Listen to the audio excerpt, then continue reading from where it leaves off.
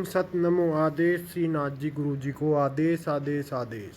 जय माता शमशान काली, जय बाबा काल भैरव, जय श्री राम, जय हनुमान।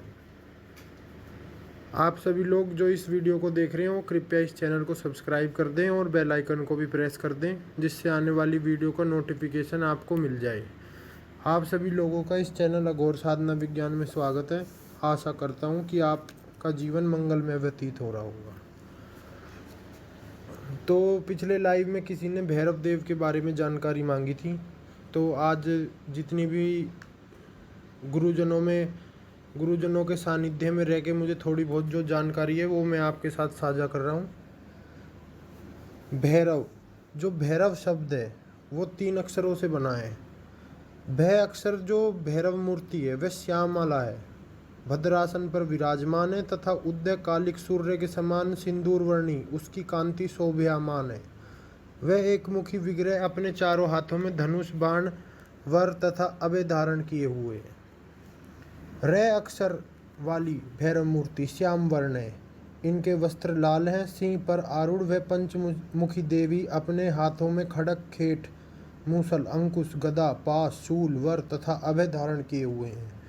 वह अक्षर वाली भैरवी शक्ति के आभूषण और वस्त्र आकर्षक हैं। यह देवी समस्त लोगों का एकमात्र आश्रय है। विकसित कमल पुष्प उनका आसन है। वे चारों हाथों में क्रमशः 2 कमल, वर एवं अभय धारण करती हैं। तो ये छोटी सी डेफिनेशन है जो हमारे तंत्र ग्रंथों में दी गई है। बाकी शिव पुराण में भी बोला गया है, भैरव पूर्ण रूपो ही शंकर परात्मन, मूढ़ास्ते वे न जनांति मोहिता शिव माया। शिव जी की जो माया है उनके कारण ही एक इंसान शिव जी और भैरव में भेद करता है और उनके अंतर को समझ नहीं पाता। बाकी शिव जी भैरव हैं, भैरव ही शिव जी हैं। बाकी जो भैरव उपासना है वो 2 जो हमारे मेन भैरव हैं उनमें बटी हुई है। बटुक भैरव जो कि सात्विक हैं, गृहस्थों की जिन्हें पूजा करनी चाहिए, जो कि बाल स्वरूप हैं और बहुत ही जल्दी प्रसन्न होने वाले देवता हैं। और काल भैरव जो कि मुख्यतः वाम मार्गियों के भी, अघोरियों के, कापालिकों के, तांत्रिकों के, शमशानी साधकों के इष्ट देवता भी होते हैं। इनके बिना कोई भी साधना संपन्न नहीं करी जा सकती, कोई भी क्रिया संपन्न नहीं करी जा सकती। मतलब कि आप ये कह सकते हैं कि ये फर्स्ट प्रेफरेंस जो देते हैं साधना को वो बाबा काल भैरव की साधना को देते हैं। और अघोर में तो पूर्णतः तामसिक साधना इनकी होती है। बाकी तांत्रोक्त पद्धति से भी इनकी साधना होती है। वो आप किस मार्ग से जुड़े हैं, कौन से गुरु आपका निर्देशन कर रहे हैं, आप उनके हिसाब से कर सकते हैं। बाकी जिनको 10 महाविद्याओं की साधना करनी है, माता काली, माता तारा, त्रिपुरा सुंदरी, छिन्नमस्ता, भुवनेश्वरी, धूमावती, जितनी भी 10 महाविद्याएँ, इनके साथ भी 10 भैरव होते हैं इनके। जैसे काली माता की काल भैरव हैं। सबसे पहले आपको काल भैरव को प्रसन्न करना पड़ेगा, उसके बाद आप काली साधना पर आगे बढ़ सकते हैं। ऐसी अगर आपको माता बगलामुखी की साधना करनी है तो सबसे पहले आपको मृत्युंजय भैरव, या कुछ लोग इन्हें मृत्युंजय शिव भी बोलते हैं, और बटुक भैरव की उपासना करनी पड़ेगी। जब जाके आप माता बगलामुखी की आगे साधना कर सकते हैं। बाकी अघोर में तो बोला गया है कि सबसे पहले भैरव साधना, फिर कोई भी साधना। भैरव हैं जो वो आपके रक्षक हैं। पुराने टाइम में गाँवों की जो सीमाएं होती थी या बड़े बड़े मंदिरों में आप चले जाएंगे तो सब में आपको भैरव जी की मूर्ति पाएगी। जो एक सुरक्षा का दायित्व है वो भैरव का है। भैरव मतलब आपके रक्षक। इनकी साधना गृहस्थ भी कर सकते हैं, सन्यासी भी कर सकते हैं, कोई भी कर सकता है। इसमें पद्धतियाँ अलग अलग हो जाती हैं। वो आप अपने गुरु निर्देशन में देखें कि आपके गुरु किस पद्धति से आपको साधना करवा रहे हैं या फिर किस पद्धति में आप इंटरेस्टेड हैं उनकी साधना करने में। बाकी भगवान भैरव की साधना से षटकर्म भी संभव होते हैं। षटकर्म भी आपको पता होगा, वशीकरण, उच्चाटन, सम्मोहन, स्तंभन, आकर्षण और मारण। और इनके जो दुष्प्रभाव होते हैं कि अगर आपके ऊपर किसी ने गलत प्रयोग करा या किसी भी के ऊपर गलत प्रयोग करा गया है तो काल भैरव या भैरव महाराज उसका तुरंत दमन कर देते हैं, उसका तुरंत नाश कर देते हैं। भैरव साधक है जो वो कभी भी आपको डरपोक नहीं मिलेगा। भैरव आपके भय का हरण कर लेते हैं। भैरव साधना करने के बाद भय का कोई स्थान नहीं रह जाता। जो साधक साधनाओं को करने से डरते हैं या फिर उन्हें ये लगता है कि हम नहीं कर पाएंगे, कॉन्फिडेंस की एक कमी है, तो उन्हें तो ज़रूर भैरव जी की उपासना करनी चाहिए। आपके भय का हरण कर लेते हैं भैरव देवता। कई लोगों को आपकी प्रगति से जलन होती है कि ये आदमी इतना ऊपर क्यों बढ़ गया, तो आपके ऊपर नाना प्रकार के प्रयोग करते हैं, जिसे भैरव साधना से आप वहीं की वहीं उसका स्तंभ बन कर सकते हैं। आपके ऊपर कोई भी तंत्र प्रयोग सफल नहीं होता भैरव साधकों के ऊपर। और तांत्रिक क्रिया से जो लोग परेशान हैं, जिनके व्यवसाय पे, नौकरी पे, या फिर घर पर, या फिर जो कर्जे में डूबे हुए हैं, उन्हें तो स्वर्णाकर्षण भैरव की साधना करनी चाहिए। और जिन लोगों को लगातार खतरा बना रहता है कि हमारे ऊपर कोई तंत्र प्रयोग करता है, तो उन्हें भैरव जी की बिल्कुल उपासना करनी चाहिए। बाकी अघोर में तो बोला गया है सबसे पहले भैरव साधना, उसके बाद ही आपको कोई साधना प्रदान करी जाती है, क्योंकि जब तक आपकी भैरव प्रसन्न नहीं होंगे आप कोई भी आगे की साधना नहीं कर सकते, ना ही आपकी सुरक्षा होगी। सबसे पहले गुरु मंत्र साधना, फिर भैरव साधना, फिर अन्य कोई भी साधना। भैरव साधना के बारे में लोगों के दिमाग में काफ़ी भ्रम भी है और डर भी है कि ये देवता हमारा नुकसान कर देंगे, या फिर ये शमशानी देवता हैं, या फिर ये है या फिर वो है। ये मैं इन सब बातों का खंडन करता हूँ। और घर में रहकर भी भैरव जी की उपासना करी जा सकती है। मैंने जैसे पहले भी वीडियो में बोला है, वो आप अपने गुरु के निर्देशन में करें कि वो कैसे करना है कैसे ना करना। कौतूहल बस इनके मंत्र उठा के ना करें तो आपको नुकसान झेलना पड़ सकता है। भैरव साधना ज़्यादातर रात्रि को ही संपन्न की जाती है और वाम मार्ग में भी इसका मुख्य प्रचलन है।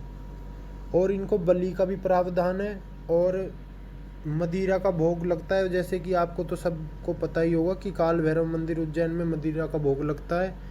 किलकारी भैरव मंदिर जो कि बहुत फेमस मंदिर है यहाँ दिल्ली में, वहाँ भी मदिरा का भोग लगता है बाबा को। बाकी जो इनके भोग हैं वो अलग अलग प्रकार से चेंज भी हो जाते हैं। रविवार को इन्हें दूध की खीर लगाई जाती है, सोमवार को इन्हें लड्डू लगाए जाते हैं, मंगलवार को इन्हें घी गुड़ से बनी लापसी लगाई जाती है, बुधवार को इन्हें दही चिवड़ा या दही बड़े लगाए जाते हैं, गुरुवार को बेसन के लड्डू लगाए जाते हैं, शुक्रवार को भुने हुए चने, और शनिवार को उड़द के बने हुए पकोड़े का भी नैवेद्य लगता है। और इमरती भी बाबा को बहुत पसंद है, इमरती का भी आप इन्हें भोग लगा सकते हैं। तले हुए पापड़ भी बहुत पसंद हैं, ये भी आप इन्हें भोग अर्पण कर सकते हैं। बाकी जो भैरव है वो काल की भांति रौद्र होने के कारण ही कालराज कहलाते हैं। भीषण होने के कारण ये भैरव है। मृत्यु भी इनसे भयभीत रहती है, अतः इन्हें काल भैरव बोला जाता है। दुष्ट आत्माओं का मर्दन करने में बहुत सक्षम है, इसलिए इनको आमर्दक भी कहा गया है। और ये सर्वसमर्थ देवता हैं और शीघ्र ही प्रसन्न होने वाले देवता हैं। जो आदमी काल भैरव की या भैरव के किसी भी रूप की उपासना करता है उसे देवी साधना में बहुत जल्दी सफलता मिलती है। महाकाल और बाबा माता महाकाली उनसे बहुत जल्दी प्रसन्न होते हैं। बाकी शत्रुओं के उसका दमन हो जाता है। जो उसके प्रति नेगेटिव फीलिंग रखेगा या उसका नेगेटिव सोचता होगा, उसके उल्टे उस दिन से शुरू हो जाएंगे। पर शर्त है कि आप अपनी जगह सही हों। लड़कियों के लिए आप अपने मन में गलत विचार ना रखते हो, धोखाधड़ी ना करते हो किसी के साथ, या फिर कोई ऐसा काम ना करते हो कि तीसरे आदमी को आपके कर्मों से प्रॉब्लम हो रही है, या फिर आप नीच प्रकार के व्यक्ति ना हो, तो ये आपको भैरव साधना फलीभूत होगी। अगर आप में ये सब लक्षण हैं कि आप अपनी जगह बिल्कुल ठीक हैं, तो आपका कोई बाल विवाह का नहीं कर सकता भैरव साधक का। भैरव का एक शाब्दिक अर्थ भरण पोषण करने वाले देवता भी हैं और अकाल मौत से भी बचाते हैं बाबा काल भैरव। महाभैरव के आगे फिर 3 प्रमुख रूप बताए गए हैं। आनंद भैरव, ये रजोगुण अर्थात राजस्व को दर्शाता है और इनकी साधना में अर्थ, धर्म व काम की सिद्धियां के फल जैसे मिलते हैं। इसके साथ भैरवी की उपासना भी तांत्रिक साधना सिद्धि के रूप में की जाती है। काल भैरव, ये तमोगुण के स्वामी हैं। इनका स्वरूप की साधना काल भय, संकट, दुख और शत्रुओं से मुक्ति के लिए की जाती है। इनकी मान्यता कल्याणकारी स्वरूप में है और इनमें काल को नियंत्रित करने की अद्भुत शक्ति होती है। फिर आते हैं बटुक भैरव, इन्हें सात्विक भैरव बोला जाता है। इनकी उपासना से सभी तरह के रोगों से मुक्ति मिलती है। व्यक्ति निरोगी जीवन व्यतीत करते हुए सुख, ऐश्वर्य, पद, प्रतिष्ठा और मान सम्मान में वृद्धि प्राप्त करता है। तो ये छोटी सी जानकारी थी आज आपके लिए। बाकी भैरवों के अष्टरूप भी होते हैं। कपाल भैरव, क्रोध भैरव, असितांग भैरव, चंद्र भैरव, गुरु भैरव, संहार भैरव, उन्मत्त भैरव, भीषण भैरव। अलग अलग तंत्र ग्रंथों में इनके अलग अलग नाम दिए गए हैं। और शिव पुराण के अनुसार कार्तिक मास के कृष्ण पक्ष की अष्टमी को मध्य माह में भगवान शंकर के अंश से भैरव की उत्पत्ति हुई थी। अतः इस तिथि काल को काल भैरव अष्टमी के नाम से भी जाना जाता है। बाकी भैरव देव की, महाभैरव देव की उत्पत्ति कैसे हुई थी, इस पर मैंने वीडियो बना रखी है चैनल पे, आप पीछे जाके देख सकते हैं। फिर भगवान भैरव कैसे ब्रह्म हत्या के पाप से मुक्ति मिली थी, कहाँ पर वो आज स्थान है, उस पर भी वीडियो बना रखी है। उन दोनों वीडियो को भी आप देखें। और अघोर में तो मुख्य रूप से और कापालिक में भैरव ही उनके इष्ट देवता होते हैं और भैरव साधना ही मुख्यतः वो करते हैं। इसमें कुछ उग्र भैरव भी होते हैं, कंकाल भैरव, वीर भैरव, शमशान भैरव, जो कि गृहस्थों के लिए मना किया गया है। ये सिर्फ जो वाम मार्ग तांत्रिक में इंटरेस्ट रखते हैं उन्हीं को इन साधनाओं को करनी चाहिए। बाकी गृहस्थों के लिए तो बटुक भैरव और काल भैरव महाराज और स्वर्ण आकर्षण भैरव, जो कि दरिद्रता का नाश करते हैं। हनुमान जी की पूजा, शुद्ध सात्विक जो उग्र स्वभाव के देवी देवता नहीं है उनकी पूजा बताई गई है। बाकी गुरु कृपा से हर चीज़ संभव होती है। हर चीज़ को करने का एक तरीका होता है, करवाने वाले का तरीका होता है। खुद का प्रैक्टिकल करा हुआ होना चाहिए। इधर उधर से किताबों से लेके या यूट्यूब से सुन के मंत्र ना करें, क्योंकि आपको नुकसान नहीं होना चाहिए, कुछ फ़ायदा होना चाहिए पूजा पाठ करने से।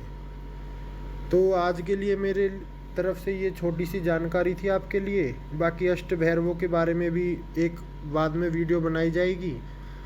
अगर आपको जानकारी अच्छी लगी हो तो चैनल को लाइक, शेयर, सब्सक्राइब करिएगा। आदेश आदेश आदेश।